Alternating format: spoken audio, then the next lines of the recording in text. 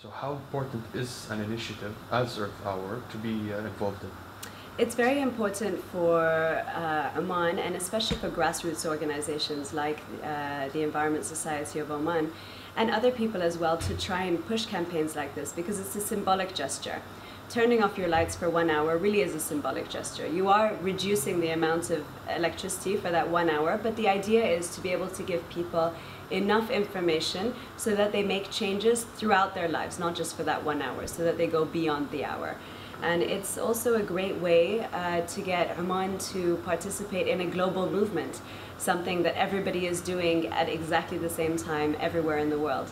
At the moment, I think that we have 170 countries participating this year. And how has the participation in Oman increased since you began the campaign in 2011? It's increased in the sense that people know more about Earth Hour, people are willing to participate more, companies and organizations are making pledges to participate. We see the number of companies that pledge on our website, omanearthhour.org, how many companies and how many individuals are participating, and we see that number increasing every year. So that's a good gauge, but this year we are actually doing a little bit of research. We have gone into almost 40 colleges around Oman and done some research pre-Earth Hour, so how much people know about Earth Hour already, how much they know about the Environment Society, what they do now to reduce energy consumption, are they interested in the reduction of energy consumption, all of these kind of things. And then we will do the same surveys after Earth Hour to see whether our campaign has actually changed mindsets within colleges. So that's interesting. That's great. So Earth Hour, as we all know, it only focuses on one single hour. Yes. And how can you use that event to encourage people to reduce the use of the energy? So what we've done this year is the tagline globally is change climate change. So really explaining to people how turning off your lights can affect climate change. And all of this information is on the local website that we've created. So we're pushing people to really go to the website, learn more about how you can change climate change by turning off your lights, by turning off your computers, by carpooling, by turning off your water when you brush your teeth. All of these small things that you can do to help.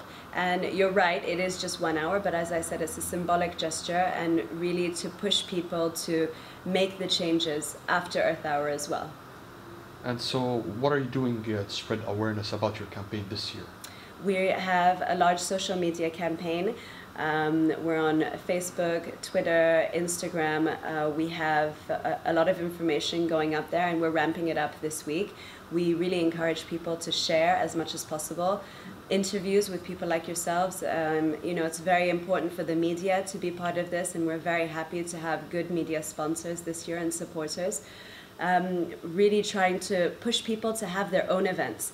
This is something that we've been doing in colleges. We've gone into, as I said, over almost 40 colleges in Oman, and we've been trying to get the students to themselves initiate their own Earth Hour events in their own colleges.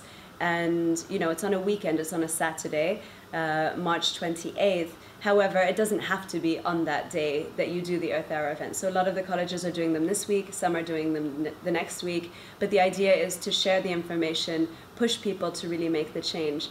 And so we are trying to get people to organize themselves as well.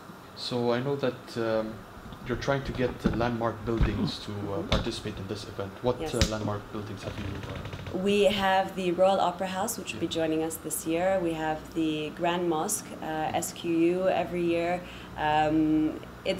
We hope to have more landmark buildings, but I don't have any confirmation on who will be participating other than those three.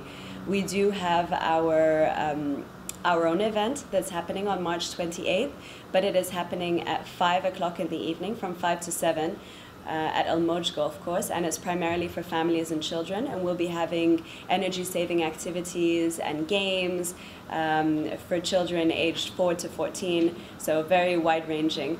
And then Earth Hour is at 8:30. So because that's a little bit too late sometimes for younger kids, we decided this year to have it a little bit earlier, and then people can go home and observe Earth Hour at home, put their candles on, turn their lights off. I'd like to ask everyone to join us on March 28th from 5 to 7 p.m. at Al Moj Golf Course with your families, with your children, and also to make the pledge on our website, omanearthhour.org, to turn off your lights from 8:30 to 9:30 p.m.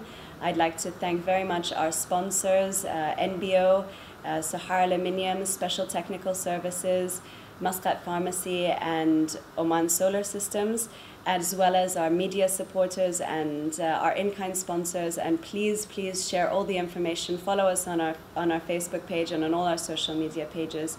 And happy Earth Hour.